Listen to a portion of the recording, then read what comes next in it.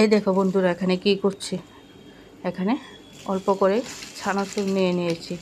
এখন এই ছানাচুর কেন নিয়েছি চলো তোমাদেরকে দেখাই। এই দেখো কি সুন্দর বসে আছে। এবার দেখি ছানাচুরগুলো কিভাবে খায়, বা বানর ছানাচুর খায় কি না সেটাই দেখব। এই দেখো চলে এসেছে, কি সুন্দর করে প্যাকেটটা ধরেছে। এই যে দেখো কি সুন্দর বসে বসে মানুষের মতো ছানাচুর খাচ্ছে। তার মানে বানর সব কিছুই খায়। কি সুন্দর একটা দুটো করে মুখে দিচ্ছে, একদম মানুষের মতো।